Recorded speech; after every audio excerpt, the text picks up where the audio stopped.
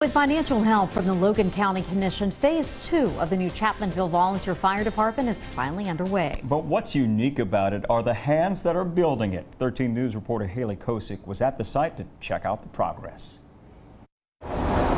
Chapmanville, a small, quaint town with a big operation going up off Main Street. A brand new volunteer fire department built by volunteers who happen to be firemen. When we first started talking about it, they just said, yeah, okay. But now, since they actually see the walls going up, they're starting to think different, like they're serious. So, I mean, we didn't believe them, but now we do. I'm clear back here. I can't see by you. And for the last 2 months, trying to squeeze in the time to get her done. We're doing this on our days off and our evenings, so we're not getting a full work day, a full work weekend. We don't have the money to pay people to do that. So with tight schedules, they make do, all 32 volunteers pitching in when they can. And the progress quickly coming together. The locals kept in mind for the design. As of right now, I'm glad the fire department, I'm glad the volunteers. I'm proud of it. And what few that I have met, they are very nice boys. I'm proud that we got such talent in such a small, we take such little and we can do a lot with it. I know some communities might not be that way, but we take what we got, and instead of complaining and instead of waiting around doing nothing, we go out, we find what we can, and we do the best we can with it. And we're happy with that. So they just roll up their sleeves, get down to work, and finish a big job to better serve little old Chapmanville. Haley Kosick. That was Haley Kosick reporting there. The entire operation consists of 3 phases, completely designed from blueprints they sketched out themselves. Pretty cool stuff. The volunteers are hustling for completion of this by next spring or summer to make its debut, and we'll of course continue to follow it for you. Earlier in the show, we introduced you to the owners of Small Business Saturday. But what does the holiday mean to the consumers? 13 News reporter Haley Kosick has more from the streets of Charleston. Today, I hit the streets of downtown because I'm curious. What does small businesses? Some who never gave it much thought until now. I think Small Business Saturday means supporting our local businesses and local entrepreneurs who work to make this city great. I support it wholeheartedly. I think Small Business Saturday is a great idea. It helps the local economy and encourages local businesses and entrepreneurs. Maybe it doesn't mean anything, but more rather, how it makes one feel. Shopping at a sense of community and the sense of quality products and unique products that you can't just find anywhere else. Or it means well-being. We believe in small business because we are a small business. We have our own. Especially in a place like West Virginia, because our economy isn't the best as it is, and it just offers everyone the chance to give back to the community that always gives so much to them. I feel like they're needed in the community, so whatever I can do to help, I try to give them business. Whatever the reason. It is great fun. In Charleston, Haley Kosick, 13 News, working for you. Thank you so much for joining us for 13 News at 7. I'm Patrick Simon. And I'm Lily Bradley. A middle school in Kanawha County is getting a major boost from a nationally renowned program to save the arts. Last year, the band director applied for a grant with VH1's Save the Music Foundation and thought the chances of being chosen were slim to none. 13 News reporter Haley Kosick reports that for students and faculty, the help really strikes a chord.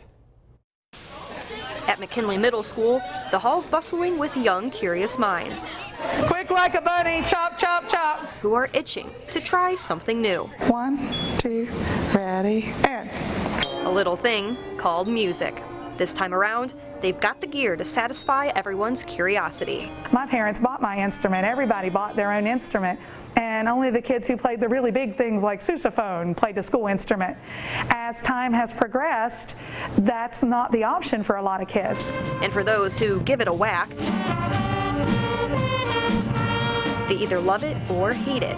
I started last last year in 6th grade. I love it. It's really fun. And if it wasn't for VH1's Save the Music Foundation, Kendall would still be using a clarinet that didn't play all the notes. 36 instruments secretively delivered at McKinley's front office. They were so new that they were still wrapped in tissue paper inside the boxes. You don't get that very often, even at the music store. VH1 was looking to help a middle school with an active music program.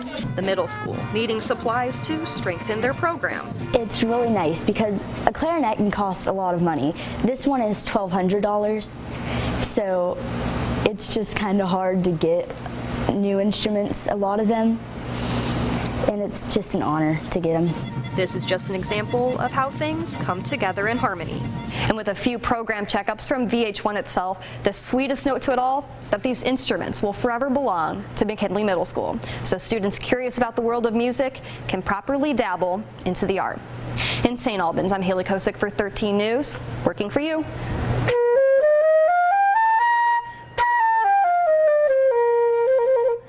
Still got it.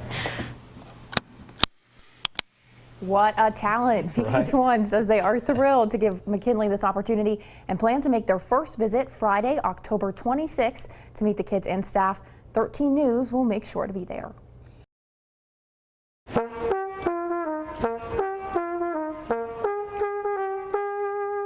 I have been playing since about 4th grade. So, give or take, about 15 years of tooting. Do you have a favorite Christmas carol? Do you guys know Here Comes Santa Claus? Her passion leading the way to selflessness. And music is what actually brought me to the Salvation Army. With a background in music education, a personal invite to the organization's summer music camp. It's at that camp that I learned everything about the Army and I fell in love with it. 10 years later, here I am in Huntington. Filling shoppers' ears with the sound of Christmas. It's great to get you in the holiday spirits. Definitely a 10 out of 10. That is Frosty.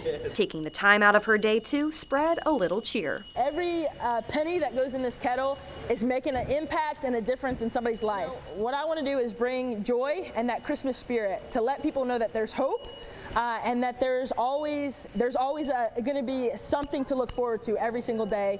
And in the Salvation Army, our mission is to preach Christ and meet that human need. And transform her community. Yeah, we try to make sure everybody has Christmas. Haley Kosick, 13 News. Merry Christmas. Working for you. Thank you so much for joining us on this Veterans Day. I'm Patrick Simon. And I'm Jennifer Abney. Hurricane Michael caused widespread destruction and fatalities along the Gulf Coast just over a month ago now. Now thousands are left frantically searching for a new normal, and one Kanawha City native has come back to the Mountain State to find his. 13 News reporter Haley Kosick joins us now with more on that. Haley. Pat and Jennifer, for this veteran you're about to meet, he almost forgot what it feels like to be safe. He is safe now and he is home and grateful to be in the arms of friends and family as he copes through an experience like no other. The anticipation, the nerves of meeting an old friend. I've been in touch with him since spring. Their history goes way back. Well, junior high, 7th grade, really. Summers spent at the Greenbrier Pool. And then went on to Charleston High School. We graduated in 1980. Jennifer, anxious. I hope I can maintain my emotion. I don't know what his emotion will be, but he has told me that he's absolutely exhausted. He's coming to rest. He's coming to be surrounded with loved ones. Time drags. Can you check your time? Sure, absolutely. It's about 7:19. You should be here anytime. Okay, all right, it's time. As two friends, here he is. Wait for him to come home.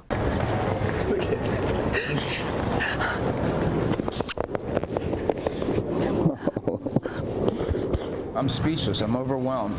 I truly am overwhelmed. I haven't seen him in ages, and these guys stepped up. Back home for the first time since 1986. Panama City Beach was his paradise. Fell in love with it and wanted to stay there. But the wrath of Hurricane Michael having no mercy. This affected people that I love. Bruddy finding his normalcy back in the Mountain State. It's the most humbling experience I've ever been through, I promise you that. And It's a time that everybody needs to come together. And I've seen the best and the worst in people right now. He says people still need help and are frantically searching for that light at the end of the tunnel. There are still plenty of ways for you to help those like Brady who have lost absolutely everything. Head over to our website, WOWKTV.com, if you'd like to help them rebuild their lives. Haley Kosick, 13 News, working for you. A large house fire breaks out this morning in Rand. It started